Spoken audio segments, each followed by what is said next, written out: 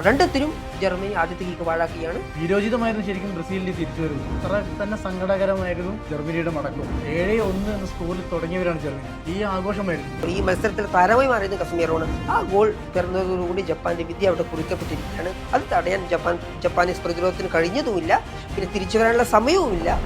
എന്തൊരു ദിവസമാണെന്ന് ലോകകപ്പിൽ കടന്നുപോയത്. തിരിച്ചടികളും തിരിച്ചുവരവും എല്ലാം കൊണ്ട് സമ്പന്നമായൊരു ദിവസം. 2 ലോക ചാമ്പ്യന്മാരാണ് ഇന്ന് രംഗത്തിറങ്ങിയത്. അതിലൊരാൾ അവിശ്വസനീയമായി അല്ലെങ്കിൽ വീരോചിതമായി തിരിച്ചു വന്നു. ഒരു പുറത്താകലിന്റെ വക്കിൽ നിന്ന് അതിമനോഹരമായിട്ട് സ്വപ്നതുല്യമായി തിരിച്ചു വന്നു. മറ്റൊരു ലോക ചാമ്പ്യൻ, 4 തവണ കിരീടം നേടിയ മറ്റൊരാൾ ഇത് നമുക്ക് വിശ്വസിക്കാൻ കഴിയാത്ത രീതിയിൽ അവിശ്വസനീയമായ വണ്ണം തിരിച്ചടിയേറ്റ് മടങ്ങുന്നു. ബ്രസീലിനും ജർമ്മനിയുടെയും കഥയാണത്. ബ്രസീൽ ജപ്പാനോട് ശരിക്കും തോറ്റു എന്ന് നമ്മൾ കരുതി. ഒരു ഗോളിനും ആദ്യ പകുതിയിൽ ഒരു ഗോളിനും പിന്നിട്ട് നിന്നു. പിന്നീട് അതിമനോഹരമായിട്ട് 2 ഗോൾ തിരിച്ചടിച്ച് തിരിച്ചു വന്നു, പ്രീ ക്വാർട്ടറിലെത്തി. ജപ്പാൻ ശരിക്കും ഒരു അട്ടിമറിയുടെ വക്കിലായിരുന്നു, സ്വപ്നതുല്യമായ ഒരു അട്ടിമറി. പക്ഷേ അവരെ നിർഭാഗ്യം അവരുടെ ഒപ്പമായിരുന്നു. അവരുടെ തന്ത്രങ്ങൾ എവിടേക്കോ പിഴച്ചുപോയി. ജർമ്മനി അങ്ങനെയല്ല, 4 തവണ ചാമ്പ്യന്മാരായതാണ്. 2014 ശേഷം എന്നും നോക്കൌട്ട് റൗണ്ടിൽ പ്രവേശിക്കാതെ ഗ്രൂപ്പ് ഘട്ടത്തിൽ മടങ്ങിയവരാണ് ജർമ്മനി. പക്ഷേ ഇന്ന് പാരഗ്വേക്കെതിരെ ഏറെക്കുറെ അനായാസമായി തന്നെ പ്രീ ക്വാർട്ടറിൽ എത്തുമെന്ന് അവർ വിചാരിച്ചു. പക്ഷെ അവർ ചതിച്ചത് ഷൂട്ടൗട്ടാണ്. ബ്രസീലിനെ പോലെ തന്നെ ഒരു ഗോളിന് പിറകിൽ നിന്ന് അവസാന നിമിഷം ഗോൾ തിരിച്ചടിച്ച് ഒരു വിജയപ്രതീക്ഷ എവിടേക്കോ നാമ്പിട്ടിരുന്നു. പക്ഷെ ഷൂട്ടൗട്ടിൽ 3 കിക്കുകൾ അവർക്ക് പാഴായി. 2 കിക്ക് ഗോളി തടഞ്ഞു, 1 കിക്കും പുറത്തേക്ക് പോയി. ലൂയിസ് ഷിലാവട്ട് എന്ന ഗോൾ കീപ്പറാണ് ഇതുവരെ പാരാഗ്വേയുടെ ഏറ്റവും വലിയ ഹീറോ, അവരുടെ ഏറ്റവും വലിയ ലെജൻഡ്. പക്ഷെ ഇന്ന് മുതൽ മറ്റൊരു ഗോൾ കീപ്പർ ആ സ്ഥാനം കയ്യേറുകയാണ്, ഒർലാൻഡോ ഗിൽ. ഇന്ന് ജർമ്മനിക്കെതിരെ 2 മനോഹരമായ സേവുകളാണ് ഗില്ല് നടത്തിയത് പെനാൽറ്റി ഷൂട്ടൗട്ടിൽ മാത്രമല്ല, റെഗുലർ ടൈമിലും എക്സ്ട്രാ ടൈമിലും ഒരുപാട് തവണ, ഒരു 1/2 ഡസനിലേറെ തവണ ജർമ്മനിയുടെ ആക്രമണത്തെ തടഞ്ഞത് ഈ ഗില്ലാണ്. അപ്പോൾ ശരിക്കും പാരഗ്വൻ ഫുട്ബോളിന് ആഘോഷിക്കുന്ന മറ്റൊരു ഗോൾ കീപ്പർ കൂടി. ശരിക്കും ഇന്നത്തെ മത്സരത്തിൽ ആദർശിന്റെ മനസ്സിൽ നിൽക്കുന്ന ഏതാണ്? ബ്രസീലിന്റെ തിരിച്ചുവരവാണോ അല്ലെങ്കിൽ ജർമ്മനിക്കേറ്റ തിരിച്ചടിയാണോ? 2 മത്സരവും മനസ്സിൽ തങ്ങി നിൽക്കുന്നതാണ്.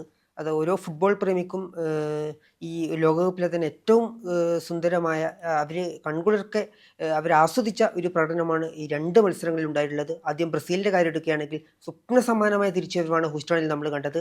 ആദ്യം 1 ഗോൾ വഴങ്ങുന്നു, പിന്നീട് അവിശ്വസനീയ വിധം 2 ഗോൾ തിരിച്ചടിക്കുന്നു. അത് 95-ാം മിനിറ്റിലാണ് ഗബ്രിയേൽ മാർട്ടിനെല്ലി തിരിച്ചടിക്കുന്നത്. അങ്ങനെ ബ്രസീലിൻ്റെ ഒരു തിരിച്ചുവരവ് എന്ന് പറഞ്ഞാൽ ആരാധകർക്കെന്നല്ല, ഫുട്ബോൾ പ്രേമികൾക്കാകെ സന്തോഷം പകരുന്ന ഒരു കാഴ്ചയാണ് കണ്ടത്. അതിനൊപ്പം ജപ്പാന്റെ ഒരു പതനം കൂടി നമ്മൾ കണ്ടു. അതായത് ഈ റൗണ്ട് ഓഫ് 32 അപ്പുറം കടക്കാനാവാതെ, അവർ പ്രീ ക്വാർട്ടറിലേക്ക് എത്താനാവാതെ ജപ്പാൻ പുറത്താവുന്നു. ഏഷ്യൻ കരുത്തർ ഇതുവരെ ടൂർണമെന്റിലുടനീളം മികച്ച പ്രകടനം കാഴ്ചവെച്ചിട്ടാണ് ജപ്പാൻ ഇതുവരെ എത്തിയത്. പക്ഷേ അവർക്ക് ബ്രസീലിനെ മറികടക്കാനാവാതെ വന്നതോടെ അവർ പുറത്തേക്ക് പോവുകയാണ്. ഇനി ഏഷ്യയുടെ സാന്നിധ്യം ലോകകപ്പിൽ ഇല്ല, അത് സങ്കടകരമാണ്. നോക്കൌട്ടിൽ തുടക്കത്തിൽ തന്നെ ഏഷ്യയുടെ സാന്നിധ്യത്തിന്റെ കൂമ്പടഞ്ഞു പോയിരിക്കുന്നു. അത് തീർച്ചയായും സങ്കടകരമാണ്. കാരണം ജപ്പാൻ ഇതുവരെ വളരെ മനോഹരമായിട്ടുണ്ട് പന്ത് തട്ടി കളിച്ചത്.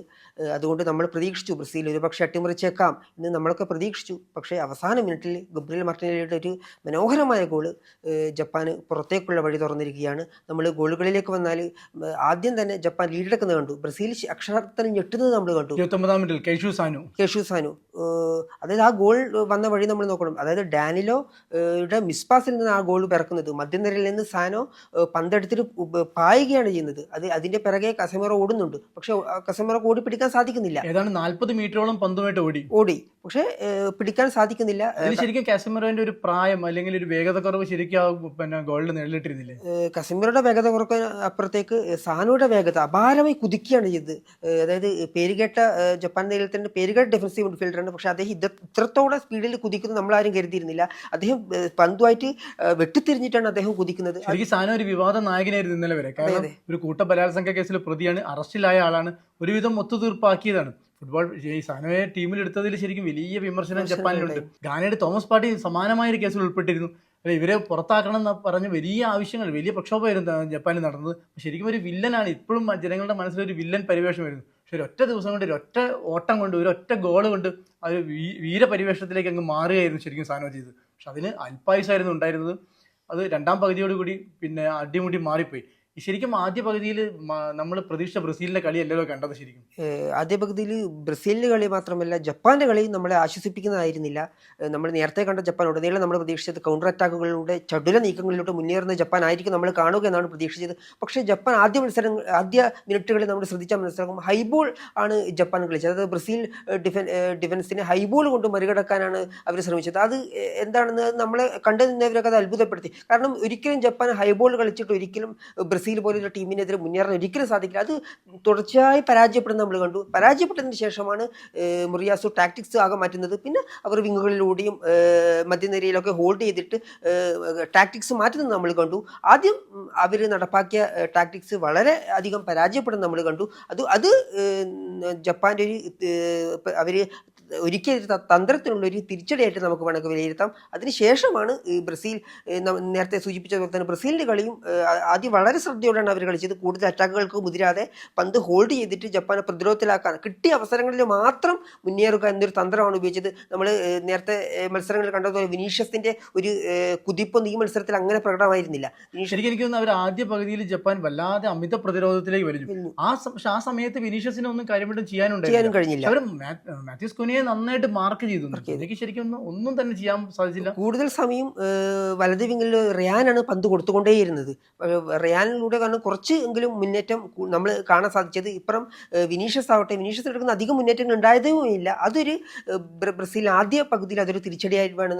സുസുക്കിയുടെ റോളും ജപ്പാന്റെ ഗോൾ കീപ്പർ സുസുക്കിയുടെ റോളും നമുക്ക് തള്ളിക്കളയാൻ സാധിക്കില്ല. ശരിക്കും ഒരു വൻമതിലായിട്ട് സുസുക്കി അവിടെ നിന്ന് ഒരുപാട് സേവ്, 6-7 സേവ്, ശരിക്കും മനോഹരമായ സേവുകൾ നടത്തി. കാസിമറോയുടെ ഒരു ഹെഡർ തടഞ്ഞു. പിന്നെ ബ്രസീലിന് കുറച്ച് നിർഭാഗ്യം ഉണ്ടായിരുന്നു. പിന്നെ വിനീഷ്യസിന്റെ ഒരു ഷോട്ട് ബാറിൽ തട്ടി മടങ്ങി. എന്തായാലും വളരെ നിറം മങ്ങിയ ഒരു ബ്രസീലാണ് നമ്മൾ ആദ്യ പകുതിയിൽ കണ്ടത്. അത് ജപ്പാൻ നേരെ തിരിച്ചിട്ട് ജപ്പാൻ വലിയ ആക്രമണങ്ങളെ നടത്തിയിട്ടില്ല. അവർ ആദ്യത്തെ ആക്രമണമാണ് ഗോളിലേക്കുള്ള ആദ്യമായിട്ട് അവർ നേരെ ഒഴിച്ചതിന് അവർക്ക് ഗോളായി. അത് നെതർലാൻഡ്സിന് അങ്ങനെയായിരുന്നു. ഒരു 3-4 ഷോട്ടേ ഉതിർത്തിട്ടുള്ള ഒരു 2 ഗോൾ നേടി. ബ്രസീലിനെതിരെ അങ്ങനെ തന്നെ ആയിരുന്നു. പക്ഷേ രണ്ടാം പകുതിയോടുകൂടി കളി ശരിക്കും അടിമുടി മാറിപ്പോയി. ജപ്പാൻ കൂടുതൽ തളർന്നു. ബ്രസീൽ പക്ഷെ അടിമുടി അങ്ങ് ഉണർന്നു. ആദ്യ പകുതിയുടെ അവസാനം തൊട്ട് തന്നെ അവർ ബ്രസീൽ മൊത്തം ടാക്ടിക്സ് മൊത്തം മാറ്റി ആക്രമണ ഫുട്ബോളിൽ അങ്ങ് തുടരുകയാണ് ചെയ്തത്. അതിൽ ജപ്പാന് പിടിച്ചു നിൽക്കാനായില്ല. ആദ്യം തന്നെ നമ്മൾ എൻട്രിക്കിനെയൊക്കെ രണ്ടാം പകുതിയിൽ തുടക്കത്തിൽ തന്നെ കളത്തിലിറക്കി. പിന്നീട് അവർ അങ്ങോട്ട് തുടരെ ആക്രമണങ്ങളായിരുന്നു. അവിടെ ജപ്പാൻ പ്രതിരോധത്തിന് പിടിച്ചു നിൽക്കാൻ സാധിച്ചതേയില്ല. അവിടെ ഈ ബ്രസീലിൻ്റെ ആക്രമണങ്ങളെ കൃത്യമായി എങ്ങനെ പ്രതിരോധിക്കാമെന്ന് മുറിയാസു കണക്ക് കൂട്ടിയിരുന്നോ എന്നറിയില്ല. പക്ഷെ ആ കണക്ക് കൂട്ടലൊക്കെ പിഴക്കുന്നതാണ് നമ്മൾ കണ്ടത്. വിനീഷ്യസും ശരിക്കും ഫോം കണ്ടെത്തി. കാരണം ഒരു പടി തവണ ശരിക്കും 71-ാം മിനിറ്റിലൊരു ഗംഭീരമായിട്ടൊരു മറ്റേ ജാപ്പനീസ് ഡിഫൻഡറെ നട്ട്മഗ് ചെയ്തിട്ട് ഗംഭീരമായിട്ട് കൊണ്ടേ. പക്ഷെ ഗോളാവാന്ന് ഗോളിയുടെ ഒരു വിരലിന്റെ തുമ്പ് തട്ടിയിട്ടങ്ങ് ഡിഫ്ലക്ട് ചെയ്ത് പോയിരുന്നു. അത് ഗോളായിരുന്നെങ്കിൽ ഈ ലോകകപ്പിൽ ഏറ്റവും മനോഹരമായ ഒരു ഗോളായിരുന്നു. പക്ഷെ വിനീഷ്യസ് ഒരുപാട് നീക്കങ്ങൾ നടത്തി. ഈ ബ്രസീലിന്റെ നീക്കങ്ങൾ ഇത്തിരി ചടുലത കൈവരാൻ ഒരു കാരണം വിനീഷ്യസ് ഫോം വീണ്ടെടുത്തായിരിക്കും. പക്ഷെ ഗോൾ നേടാൻ അവർക്ക് പക്ഷെ സാധിച്ചില്ല ആ സമയം കണ്ട്. ആദ്യ ഗോൾ അടിച്ചതിന് ശേഷം പിന്നീട് അങ്ങ് ബ്രസീൽ ഉണർന്നങ്ങ് കളിക്കൊണ്ട് രണ്ടാം ഗോളിനായിട്ട് ആഞ്ഞങ്ങ് ശ്രമിക്കുകയാണ്. അവിടെ ജപ്പാൻ പിന്നീട് മത്സരത്തിലേക്ക് തിരിച്ചു വരാനില്ല. ജപ്പാൻ ചെറിയ ചെറിയ കൗണ്ടർ അറ്റാക്കുകൾ നടത്തി എന്നതിനപ്പുറത്തേക്ക് കൂടുതലായിട്ട് അവർക്ക് മത്സരത്തിന്റെ ഒരു ആധിപത്യം സ്ഥാപിക്കാൻ പിന്നീട് അങ്ങോട്ട് സാധിച്ചില്ല. അത് കളിയുടെ കടിഞ്ഞാൺ ബ്രസീൽ ഏറ്റെടുക്കുകയാണ് ചെയ്തത്. അവിടെ ആൻസലോട്ടിയുടെ തന്ത്രം ഒരു പരിധിവരെ വിജയിച്ചിട്ടുണ്ട്. ഈ കാസിമിറോയുടെ ഗോളും നല്ല പിന്നെ ഗബ്രിയലിന്റെ ക്രോസ് ആണ്. ഗംഭീരമായിട്ടുള്ള ഹെഡർ ആയിരുന്നു. ഒരു അവസരവും കൊടുക്കാതെയാണ് ഗോൾ കീപ്പർ സുസുക്കിക്ക് ഒരു അവസരവും കൊടുക്കാതെയാണ് അത് പന്ത് വലയിലാക്കിയത്. അതിനുശേഷം അങ്ങോട്ട് ബ്രസീൽ ആഞ്ഞു കളിക്കുന്നത് നമ്മൾ കണ്ടു. ശരിക്കും ബ്രൂണോ ഗുമിറസിന്റെ ഒരു പങ്കും വളരെ വലുതാണ്. മിഡ്ഫീൽഡിന്റെ ഒരു ഊർജ്ജ സ്രോതസ്സായിട്ട് ഗുമിറസ് ശരിക്കും കളിച്ചിട്ടുണ്ടെന്നല്ലേ. പിന്നെ സൂചിപ്പിക്കേണ്ട ഒരു കാര്യം കസമീറോയുടെ ഗോൾ മാത്രമല്ല, ഈ മത്സരത്തിലുടനീളം കസമീറോ വളരെ മനോഹരമായിട്ട് കളിച്ചിട്ടുണ്ട്. ഡിഫൻസീവ് മിഡ്ഫീൽഡർ എന്ന രീതിയിൽ വളരെ മികച്ച രീതിയിലാണ് ജപ്പാൻ മധ്യനിരയെ ഔട്ട് ക്ലാസ് ചെയ്യുന്ന തരത്തിലുള്ള പെർഫോമൻസ് നമ്മൾ കണ്ടു. 4 ക്ലിയറൻസുകൾ കണ്ടു, ഏരിയൽ ഡുവൽ വോണുകൾ ചെയ്യുന്നത് കണ്ടു, ഷോട്ടുകൾ ബ്ലോക്ക് ചെയ്യുന്നത് കണ്ടു. അത്തരത്തിൽ കസമീറോ ഗോളിനപ്പുറത്തേക്ക് ഒരു മത്സരത്തിലൊരു ഡിഫൻസീവ് മിഡ്ഫീൽഡർ, അതായത് ആൻസലോട്ടിയുടെ ഒരു വജ്രായുധം ആൻസലോട്ടി ഈ മത്സരത്തിൽ പുറത്തെടുത്തിരിക്കുന്നു. അത് കസമീറോ, ഈ മത്സരത്തിൽ താരമായി മാറിയത് കസമീറോ ആണ്. എനിക്ക് ആദ്യത്തെ വീഴ്ചയ്ക്ക് ഗംഭീരമായിട്ട് അതിന് ഒരു പ്രായശ്ചിത്തം ചെയ്തു. അതിലൊരു വീക്ക് ലിങ്ക് ഉണ്ടായിരുന്നു പക്കറ്റായിരുന്നു. പക്കറ്റ് പക്ഷേ ഇന്ന് മറ്റവരുടെ ഒപ്പം പിന്നെ ഒത്തൊരു പ്രകടനമായിരുന്നില്ല ശരിക്കും കാഴ്ചവെച്ചത്. കാഴ്ചവെക്കാൻ സാധിച്ചില്ല. അതിന് പക്ഷേ മധ്യനിര ഒന്ന് ഡൗൺ ആകുമ്പോഴത്തേക്ക് മുന്നേറ്റം ആക്രമണത്തിന് കൂടുതൽ ആക്രമണം നടത്തി അവസാനം അൻസലോട്ടി ഇറക്കിയ സബ് മാർട്ടിനിലൊക്കെ വളരെ മനോഹരമായിട്ട് മാർട്ടിനിലൊക്കെ കളിക്കുന്ന നമ്മൾ കണ്ടു. അങ്ങനെയാണ് അവസാനത്തെ ഒരു ഗോൾ വരുന്നത്. അതും 95-ാം മിനിറ്റാണെന്ന് നമ്മൾ ഓർക്കണം. ഇഞ്ചറി ടൈം കഴിഞ്ഞ് മത്സരം സമനിലയിലാക്കുമെന്ന് തോന്നിച്ച ഘട്ടത്തിലാണ് നമ്മൾ എക്സ്ട്രാ ടൈമിലൊക്കെ നമ്മൾ കാത്തിരിക്കുകയായിരുന്നു. ആ സമയത്താണ് ഒരു അത്ഭുത ഗോൾ എന്ന രീതിയിൽ മാർട്ടിനെല്ലിയുടെ ഗോൾ വരുന്നത്. ആ ഗോൾ പിറന്നതോടുകൂടി ജപ്പാന്റെ വിദ്യ അവിടെ കുറിക്കപ്പെട്ടിരിക്കുകയാണ്. അത് തടയാൻ ജപ്പാനീസ് പ്രതിരോധത്തിന് കഴിഞ്ഞതുമില്ല, പിന്നെ തിരിച്ചു വരാനുള്ള സമയവുമില്ല. അതോടെ ജപ്പാന്റെ വിധി അവിടെ കുറിക്കപ്പെട്ടിരിക്കുന്നു. നമ്മൾ നേരത്തെ പിന്നെ ബ്രൂണോ ഗുമിറസിന്റെ കാര്യം പറഞ്ഞു. വളരെ ചടുലമായിട്ടുള്ള കളികളായിരുന്നു. മിഡ്ഫീൽഡ് നന്നായി നിയന്ത്രിച്ചു. ഈ അവസാന ഗോളിന് വഴിവെച്ചത് ഗുമിറസിന്റെ പാസ്സാണ്. ഈ ലോകകപ്പിൽ ഏറ്റവും കൂടുതൽ അസിസ്റ്റ് നേടിയ താരങ്ങളിൽ ഒരാളാണ് ബ്രൂണോ. നമ്മൾ നേരത്തെ സൂചിപ്പിച്ച പോലെ തന്നെ ബ്രൂണോയുടെയും റയാന്റെയും പ്രകടനം ബ്രസീലിന്റെ മുന്നോട്ടുള്ള കുതിപ്പിന് വളരെ നിർണായകമാണ്. ഇനി വരാനിരിക്കുന്ന മത്സരങ്ങളിലും ഈ താരങ്ങളിൽ നിന്ന് ഏറെ പ്രതീക്ഷിക്കുന്നുണ്ട് ബ്രസീൽ. ഡിഫൻഡർ മെഗലസിന്റെ പ്രകടനം ശരിക്കും നമ്മൾ എടുത്തു കാണിക്കണം. ഒരുപാട് തവണ പതിവിൽ ഇപ്പം നെതർലൻഡ്സിനെതിരെ കണ്ടതുപോലെ ഒരുപാട് തവണ ഒന്നും അവർ വന്നിട്ടില്ലെങ്കിലും വരുന്ന സമയങ്ങളിൽ അവരെ മാർക്ക് ചെയ്ത് പിടിക്കാൻ മെഗലസ് ശരിക്കും നന്നായിട്ട് കഠിനാധ്വാനം ചെയ്തിട്ട് ഒരു പിഴവ് അവിടെ വരുത്തിയിട്ടില്ല. മാർക്കിന്യോസ് വളരെ നന്നായിട്ട് കളിച്ചിട്ടുണ്ട്. അവിടെയാണ് ജപ്പാൻ അത് മറികടക്കാൻ വേണ്ടി ജപ്പാൻ സാധിച്ചില്ല എന്നുള്ളതാണ്. ആദ്യത്തെ ഒരു പിഴവിൽ നിന്നുള്ള ഒരു ഗോൾ വന്നു. പക്ഷെ അതൊരു വലിയ പിഴവേ. കാരണം എല്ലാവരും പിഴവ് വരുത്തി. ഡാനിയലോ പിഴവ് വരുത്തി, പിന്നെ കസമേറോ പിഴവ് വരുത്തി, പിന്നെ സ്റ്റോപ്പർ ബാക്കുകൾ രണ്ടും ഈ ബോളായിട്ട് വരുന്ന ആളുടെ അടുത്തേക്ക് അടുക്കുന്നതിന് പകരം അവർ അകന്നു മാറുക ചെയ്തു. അതുകൊണ്ടാണ് ആ ഒരു വലിയൊരു ഗ്യാപ്പ് കിട്ടിയത്. രണ്ടാം പകുതിയിൽ അത്തരം യാതൊരു പിഴവും ബ്രസീലിന്റെ ഭാഗത്ത് ഉണ്ടായിട്ടില്ല. രണ്ടാം പകുതിയിൽ ഈ പിഴവിനപ്പുറത്തേക്ക് അവർ ആക്രമണങ്ങൾക്ക് കൂടുതൽ മൂർച്ച കൂട്ടി. അവിടെ ജപ്പാനീസ് പ്രതിരോധത്തിന് നമ്മൾ നേരത്തെ പറഞ്ഞല്ലോ, ജപ്പാന് ഒരു തരത്തിൽ കൂടുതൽ പ്രതിരോധിച്ച് നിൽക്കാൻ ജപ്പാന് സാധിക്കുകയില്ല. അവർക്ക് ആക്രമണം തന്നെയാണ് അവരുടെ ഇത്. അല്ലാതെ മറിച്ച് മാത്രമല്ല, ജപ്പാനെതിരെ കളിക്കുന്ന ഒരു ടീമിനും പ്രതിരോധിച്ച് കളിക്കാൻ കഴിയില്ല. അത് വളരെ അപകടകരമാണ്. അതുകൊണ്ട് ബ്രസീൽ പ്രതിരോധിച്ച് കളിക്കാതെ കൂടുതൽ ആക്രമണത്തിന് തന്നെ കൂടുതൽ നേതൃത്വം നൽകി. ശരിക്കും ഈ ജപ്പാൻ ഒരു 5 പേരൊക്കെ വെച്ചിട്ടാണ് അവസാനം ഒരു ഘട്ടത്തിൽ പ്രതിരോധിക്കാൻ ശ്രമിച്ചത്. ആ സമയത്ത് ബ്രസീലിന്റെ ഫോർവേഡ്സിനും അല്ലെങ്കിൽ അവരുടെ മിഡ്ഫീൽഡേഴ്സിനും ഒരുപാട് സ്പേസ്, ഈ മിഡ്ഫീൽഡിനും അവരുടെ ഡിഫൻസ് ലൈനിന് ഇടയ്ക്ക് ഒരുപാട് സ്പേസ് കിട്ടി. കളി ആസൂത്രണം ചെയ്യാനും നല്ല സ്പേസ് കിട്ടി. അത് അവർ ലോങ് റേഞ്ചർക്ക് ശ്രമിക്കുന്നതായിരിക്കും ഒരു പക്ഷേ ജപ്പാൻ വിചാരിച്ചിട്ടുണ്ടാവും. പക്ഷെ അവർ നന്നായി പിളർത്താൻ ഈ റയാന്റെയും വിനീഷ്യസിന്റെ ഒക്കെ നീക്കങ്ങൾക്ക് സാധിച്ചിട്ടുണ്ട്. അല്ലെ, ശരിക്കും ജപ്പാൻ അവർ സ്വയം കുഴിച്ചൊരു കുഴിയിൽ വന്ന് വിടുന്ന പോലെയാണ് നമുക്ക് തോന്നിയത്. പിന്നെ ഈ മത്സരത്തിൽ തോറ്റെങ്കിലും ജപ്പാന്റെ ടൂർണമെന്റിലെ പ്രകടനം നമ്മൾ ഓർക്കാതെ പോകാൻ കഴിയില്ല. വളരെ മികച്ച രീതിയിൽ ജപ്പാൻ ഉടനീളം ഈ ലോകകപ്പിൽ കളിച്ചിട്ടുണ്ട്. ആദ്യത്തെ മത്സരത്തിൽ നെതർലൻഡ്സിനെതിരെ സമനില പിടിച്ചു. പിന്നീട് അങ്ങോട്ട് മത്സരങ്ങളിലെ പ്രകടനങ്ങൾ ഗോൾ അടിക്കുന്നതിനപ്പുറത്തേക്ക് അവരുടെ ഒരു ആക്രമണ ഫുട്ബോൾ വളരെ പ്രതീക്ഷ നൽകുന്നതാണ്.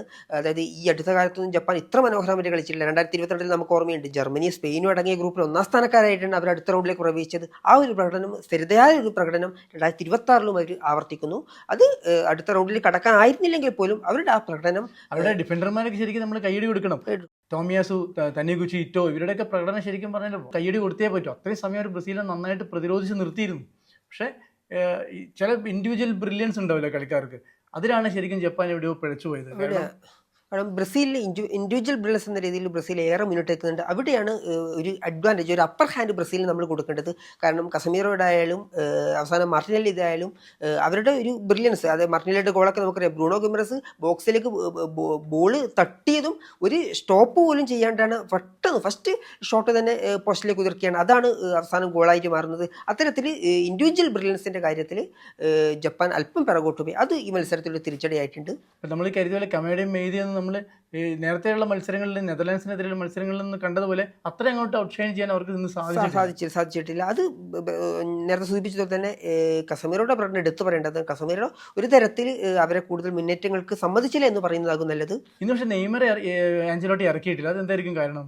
നെയ്മർ പരിക്കിൽ നിന്ന്, അതായത് നേരത്തെ ഈ വാർത്താ സമ്മേളനത്തിലൊക്കെ പറഞ്ഞത് കൂടുതൽ സമയം നെയ്മർ നൽകുമെന്നതാണ്. പക്ഷേ ഈ മത്സരത്തിൽ നമ്മൾ ഒരു ഹാഫ് ടൈം ശേഷം ഇറങ്ങുമെന്ന് പ്രതീക്ഷിച്ചു. പക്ഷേ ഹാഫ് ടൈം പോയിട്ട് ഇറങ്ങിയിട്ടില്ല, ഫുൾ ടൈം കഴിഞ്ഞിട്ട് ഇറങ്ങിയിട്ടില്ല. ഒരുപക്ഷെ നെയ്മർ ആദ്യ നിശ്ചിത സമയത്തിലും ഈക്വൽ ആകണമെങ്കിൽ എക്സ്ട്രാ ടൈമിലേക്കായിരിക്കും ഒരുപക്ഷെ അൻസലോട്ടി കരുതി വെച്ചിട്ടുണ്ടാവുക. പക്ഷേ ഞാൻ പ്രതീക്ഷിച്ചത് കൂടുതൽ ഈ ഹാഫ് ടൈമിൽ ഒരു ഗോളിന് പിന്നിൽ നിൽക്കുന്ന ഘട്ടത്തിൽ തന്നെ നെയ്മർ ഇറങ്ങുമെന്നാണ് പ്രതീക്ഷിച്ചത്. പക്ഷേ ഈ പരിക്കിൻ്റെ വലിയ വെല്ലുവിളിയാണ്. അതുകൊണ്ട് നെയ്മറിന് കൂടുതൽ പൂർണ്ണമായി ഫിറ്റാണോ എന്ന കാര്യത്തിൽ സംശയമുണ്ട്. ടീമിനൊപ്പം ബെഞ്ചിൽ ഇരിക്കുന്നുണ്ട് എന്ന് പോലും ഇനി അടുത്ത മത്സരങ്ങളിൽ ഒരുപക്ഷെ അൻസലോട്ടി ആദ്യ പതിനെ ഇറക്കുമായിരിക്കും. ഒരു കാര്യം നമുക്ക് ഉറപ്പായിട്ടുള്ള എന്താണെന്ന് വെച്ചാൽ, ഈ വിനീഷ്യസും അല്ലെങ്കിൽ ഇൻഡിവിജ്വൽ പ്ലേയേഴ്സ് അവരുടെ ഒന്നും കൂടി മെച്ചപ്പെട്ടിട്ടില്ലെങ്കിൽ ബ്രസീലിന്റെ തുടർന്നുള്ള യാത്രകൾ കുറച്ച് അപകടകരമായിരിക്കും. ആയിരിക്കും. കാരണം ഈ മത്സരത്തിൽ ഒരു 95-ാം മിനിറ്റ് നേടിയ ഒരു ഗോളിന് ജയിച്ചു എന്നതിനപ്പുറത്തേക്ക് അവർ ചിന്തിക്കേണ്ട, ഇനിയുള്ള മത്സരത്തിൽ അവർ ആലോചിക്കേണ്ട, ചിന്തിക്കേണ്ട കുറേ കാര്യങ്ങളുണ്ട്. കാരണം മുന്നേറ്റം, ഡിഫൻസ് ഏറെക്കുറെ കസമീറോ ഭദ്രമാക്കി വെച്ചിട്ടുണ്ടെങ്കിൽ പോലും മധ്യനിരയിൽ പക്കേറ്റൊക്കെ വളരെ പ്രതീക്ഷക്കൊത്ത പ്രകടനം കാഴ്ചവെച്ചിട്ടില്ല. അതുപോലെ തന്നെ ഡിഫൻസ് ഇന്ന് കൂടുതൽ നമ്മൾ നേരത്തെ കഴിഞ്ഞ മത്സരങ്ങൾ കണ്ട പോലെ ജപ്പാൻ നിര അങ്ങനെ അങ്ങ് ബ്രസീലിൻ്റെ പ്രതിരോധത്തെ പരീക്ഷിക്കപ്പെട്ടിട്ടില്ല. അപ്പോൾ ആ തരത്തിൽ ബ്രസീലിന്റെ പ്രതിരോധവും മുന്നേറ്റവും ഒക്കെ ഇനിയും കുറച്ചുകൂടി മെച്ചപ്പെടുത്തേണ്ടതുണ്ട്. കുറച്ചുകൂടി ഉണർന്ന് കളിക്കേണ്ടത് ആവശ്യമാണ്.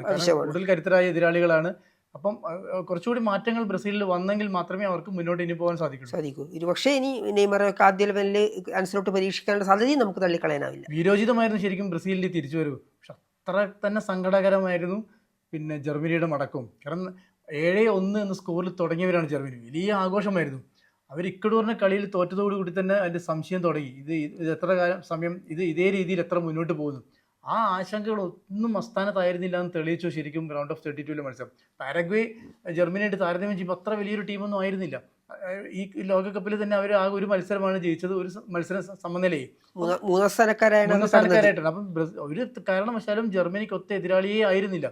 പക്ഷെ കളിക്കളത്തിൽ ഇന്ന് കണ്ടത് ജർമ്മനി തന്നെയായിരുന്നു ശരിക്കും എനിക്ക് തോന്നുന്നു മേധാവിത്വം പുലർത്തിയത്. കളിയിലുടനീളം വലിയ പൊസിഷൻ ഉണ്ട്, ഒരുപാട് തവണ എണ്ണമറ്റ തവണ അവർ ആക്രമിച്ചു. പക്ഷെ ഗോളുകൾ നേടാൻ സാധിക്കുന്നില്ല.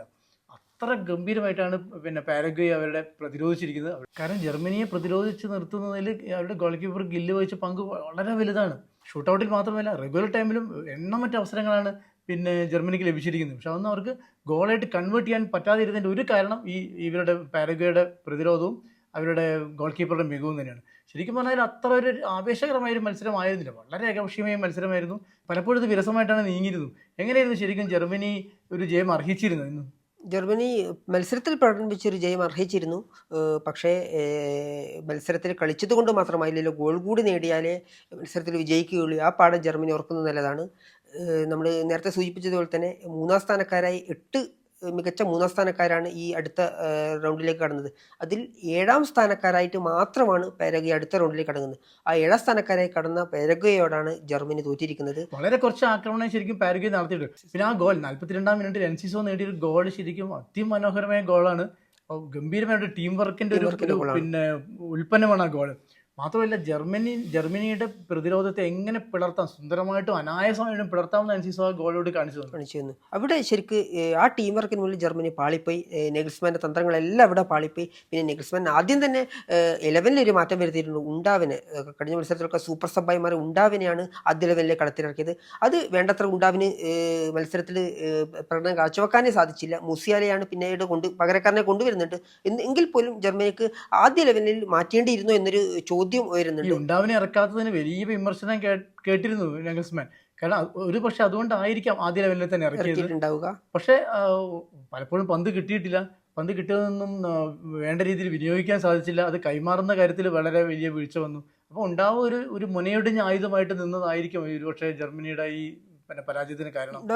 മാത്രമല്ല ജർമ്മനിയുടെ മുന്നേറ്റ നിര നമ്മൾ കൂടുതൽ ബോൾ പൊസിഷൻ ചെയ്യുന്നതിന് അപ്പുറത്തേക്ക് അവർ മുന്നേറ്റങ്ങളും അവരത്ര മൂർച്ചയേറിയ മുന്നേറ്റങ്ങൾ ഫൈനൽ തേർഡിൽ ഉണ്ടായിട്ടില്ല.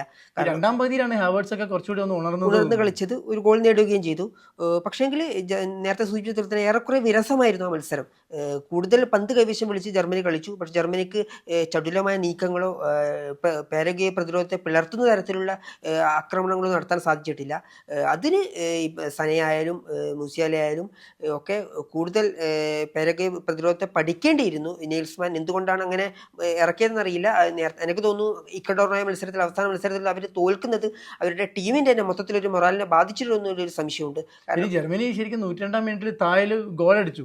പക്ഷെ അത് വാറിൽ അത് പിന്നെ അനുവദിക്കപ്പെടാതെ പോയി. ഗോൾ കീപ്പറെ ഒരു ഫോൾ ചെയ്തെന്ന കാരണത്താൽ എന്റെ ഒരു വ്യക്തിപരമായ അഭിപ്രായത്തിൽ അതൊരു വലിയൊരു ഫൗളാണെന്ന് തോന്നുന്നില്ല. പക്ഷെ ഗോൾ കീപ്പർ തൊട്ട് കഴിഞ്ഞാൽ വലിയ വിഷയമായിരിക്കും. ഒരു പക്ഷേ ജർമ്മനി അർഹിച്ചിരുന്ന ഒരു ഗോളാണോ എന്നൊരു സംശയം. എന്തായാലും ചില സമയങ്ങളിൽ വിധി അങ്ങനെയാണല്ലോ. ഏറ്റവും എന്റെ സങ്കടകരമായ കാര്യം എന്താണെന്ന് വെച്ചാൽ അവർക്ക് 2ാം ജന്മം നൽകിയ ഹാവേർട്സ് ആണ് അവരുടെ ആദ്യത്തെ കിക്ക് എടുത്തത് ഷൂട്ടൗട്ടിൽ. അത് നേരെ ഗോളിയുടെ കയ്യിലേക്ക്. അപ്പം അവിടെ തന്നെ തുടങ്ങി അവരുടെ ഒരു ശരിക്കും ദുരന്തം. നമുക്ക് ആ ഒരു അശുഭ ലക്ഷണം ആ ആദ്യത്തെ കിക്ക് തന്നെ കിട്ടി. പിന്നീട് അവർക്ക് നഷ്ടപ്പെട്ട 3 കിക്ക്. പിന്നെ അവർക്ക് സാധ്യതയുണ്ടായിരുന്നു. അതായത് ജർമ്മനി ആദ്യത്തെ 5 കിക്കിൽ 2 കിക്ക് പാഴാക്കുന്നു. പാരഗ്വേ ആട്ടെ അവസാനത്തെ 2 കിക്കും പാഴാക്കിയാണ്. തിരിച്ചു വരാനുള്ള അവസരം ഉണ്ടായിട്ട് അവർ അവസാനത്തേക്ക് ന്യൂ ഇയർ തടുത്തിരുന്നതോടുകൂടി പിന്നെ സഡൻ കടക്കുകയാണ്. സഡൻ ഡെത്തിലും ജർമ്മനി ആദ്യത്തെ കിക്ക് പാഴാക്കുകയാണ്. പിന്നെയുള്ള കിക്ക് പാരഗ്വേ വലയിലാക്കുന്നതോടാണ് ജർമ്മനിയുടെ വിധി കുറിക്കപ്പെടുന്നത്. പിന്നെ ചില്ലറ കൈയടി കൊടുത്താൽ പോരാ. ശരിക്കും പാരഗ്വേ സംബന്ധിച്ചിടത്തോളം ഇതൊരു ഇരട്ട നേട്ടമാണ്. കാരണം ജർമ്മനിയെ മറികടന്നു. അതുണ്ടാക്കുന്ന ആത്മവിശ്വാസം ചെറുതല്ല. ഇനി മുന്നോട്ടുള്ള അവരുടെ പ്രയാണത്തിന് ഈ ആത്മവിശ്വാസം വളരെ ഒരു സഹായകരമാവും. പിന്നെ 2010 ശേഷം ആദ്യമായിട്ട് പിന്നെ ക്വാർട്ടറിൽ കടക്കാനൊരു അവസരം. അവർ ശരിക്കും 2010 ക്വാർട്ടർ പ്രവേശനമാണ് അവരുടെ ഏറ്റവും വലിയ നേട്ടം. അപ്പോൾ വീണ്ടും അതിൻ്റെ സമീപത്തെത്തി പ്രീ ക്വാർട്ടറിൽ എത്തിയിരിക്കുന്നു. അപ്പം പാരഗ്വേക്ക് എന്താ പറയുക, പാരഗ്വൻ ഫുട്ബോളിന് തന്നെ ശരിക്കും ഒരു പുത്തൻ ഉണർവാണ്. നമ്മൾ നേരത്തെ പറഞ്ഞു, ഷിലാവേട്ടിനെ പോലെ തന്നെ നിഖിൽ പുതിയൊരു അവതാരം അവർക്ക് ലഭിച്ചിരിക്കുന്നു. വലിയൊരു രക്ഷകൻ. കഴിഞ്ഞ ലോകകപ്പിൽ എമിലിയാനോ മാർട്ടിസ് എങ്ങനെയാണ് അർജന്റീനയ്ക്ക് ഒരു വീര പരിവേഷം ലഭിച്ചതും അതുപോലെ തന്നെയാണ് ശരിക്കും ഗില്ലിപ്പം പിന്നെ പാരഗ്വൻ ഫുട്ബോളിൻ്റെ ഒരു സ്ഥാനമാണ്. കാരണം ജർമ്മനിയെ തോൽപ്പിക്കുക എന്ന് പറഞ്ഞാൽ നിസ്സാരമായൊരു കാര്യമല്ലല്ലോ. പാരഗ്വേയുടെ ജയം പറയുമ്പോൾ തന്നെ ജർമ്മനി ഇതാദ്യമാണ് ലോകകപ്പിൽ പെനാൾട്ടി ഷൂട്ടൗട്ട് തോൽക്കുന്നത്. 1982, 86, 90, 2006 4 തവണയും ജർമ്മനി പെനാൾട്ടി ഷൂട്ടൗട്ട് വിജയിച്ചിട്ടുണ്ട്. 2026 പാരഗ്വേക്കെതിരെ തോൽക്കുകയാണ്. ആദ്യമായിട്ടാണ് ജർമ്മനി ഒരു പെനാൾട്ടി ഷൂട്ടൗട്ടിൽ തോൽക്കുന്നത്. അങ്ങനെ ഒരു ചരിത്രം കൂടി കുറിച്ചുകൊണ്ടാണ് പാരഗ്വേ അടുത്ത റൗണ്ടിലേക്ക് മുന്നേറുന്നത്. ശരിക്കും നമുക്ക് ജർമ്മനിക്ക് ഒരു ഗംഭീരമായ ഫിനിഷർ, ഇപ്പോൾ ഹെഡ് ചെയ്തിട്ടാണെങ്കിലും എങ്ങനെയാണെങ്കിലും ഒരു നന്നായിട്ട് പന്ത് ഫിനിഷ് ചെയ്യാൻ ക്ലിൻസ്മാനെയോ അല്ലെങ്കിൽ ക്രൂസിനെയോ അല്ലെങ്കിൽ റൂഡി വോളറെയോ ഒക്കെ പോലുള്ള ഒരു ഫിനിഷർ ഇല്ലാതെ പോകുന്നു എന്നുള്ളതാണ് ഏറ്റവും വലിയ സങ്കടം. ഇനി ഒരു ഫിനിഷറെ കിട്ടിയില്ലെങ്കിൽ അവർ ഇനി എന്ത് കളി കളിച്ചിട്ട് എന്ത് തന്ത്രം എന്നതിനും കാര്യമില്ല എന്നുള്ളതാണ് ഈ ലോകകപ്പ് ശരിക്കും പിന്നെ കൊടുക്കുന്നൊരു പാഠം. ജർമ്മനി ഇനി ജർമ്മൻ ഫുട്ബോൾ ഇനി ആത്മപരിശോധന നടത്തേണ്ട ഒരു മത്സര ഫലം കൂടിയാണ് ശരിക്കും ഇത്. നെഗൽസ്മാന് ഈ ലോകകപ്പിലത്തിന് ഏറ്റവും പ്രായം കുറഞ്ഞ പരിശീലകരിൽ ഒരാളാണ് നെഗൽസ്മാൻ ഇനിയും ജർമ്മൻ ഫുട്ബോളിനെ വളർത്തിക്കൊണ്ടുവരാനുള്ള അവസരമുണ്ട്, സമയമുണ്ട്. നെഗൽസ്മാൻ ഈ പിഴവുകളൊക്കെ പരിഹരിച്ചിട്ട് കൂടുതൽ താരങ്ങളെയും കൂടുതൽ തന്ത്രങ്ങൾ ഒരുക്കിയിട്ടും ഒരു ജർമ്മൻ ഫുട്ബോളിനെ ഉയർത്തെഴുന്നേൽപ്പിനുള്ള പാകമാക്കുന്നതാണ് പ്രതീക്ഷിക്കുന്നത്. കാരണം 2014 കിരീടം അടിച്ചതിന് ശേഷം ഉള്ള പിന്നീടുള്ള ലോകകപ്പുകളുടെ അവസ്ഥ നമ്മൾ കണ്ടതാണ്. ജർമ്മനി വളരെ പരിതാപകരമായിരുന്നു. ഗ്രൂപ്പ് സ്റ്റേജുകളൊക്കെ കഷ്ടിച്ച് കടന്നുകൂടുന്ന അവസ്ഥയിലേക്കാണ് ഇത്തവണ എത്തിയിട്ടുള്ളത്. അപ്പം ഒരുപാട് ചോദ്യങ്ങൾക്ക് ഉത്തരം പിന്നെ നൽകേണ്ട ബാധ്യത ശരിക്കും നെഗൽസ്മാൻ മുമ്പിലുണ്ട്. അപ്പോൾ അതൊക്കെ ഉത്തരം നൽകിയാൽ മാത്രമേ ജർമ്മൻ ഫുട്ബോൾ തിരിച്ചു വരുള്ളൂ. ജർമ്മൻ ഫുട്ബോൾ പോലെ ഇത്ര സുന്ദരമായ ഫുട്ബോൾ നമ്മൾ കാണാൻ നമ്മളും ആഗ്രഹിക്കുന്നു. അപ്പോൾ ഒരു തിരിച്ചുവരവിന് വേണ്ടി നമ്മളും കാത്തിരിക്കുന്നുണ്ട്. മാത്രമല്ല ജർമ്മനിയുടെ ഈ തോൽവി ഒരുപാട് ടീമുകളുണ്ട്, മറ്റ് മുൻനിര ടീമുകളുണ്ട്. ഇംഗ്ലണ്ട് ആയാലും അർജന്റീന ആയാലും പോർച്ചുഗലും സ്പെയിനും എല്ലാവർക്കും അവരുടെ ചങ്കിടിപ്പ് കൂട്ടുന്നത് കൂടിയാണ് ശരിക്കും ഇന്നത്തെ ജർമ്മനിയുടെ ഒരു പരാജയം. അപ്പോൾ നമുക്ക് വേണ്ടി ഇതുപോലെ വലിയ അതിശയകരമായ തിരിച്ചുവരവിനും ഇതുപോലെ തന്നെ തിരിച്ചടികൾക്കൊക്കെ വേണ്ടി നമുക്ക് ഇനിയും കാത്തിരിക്കാം.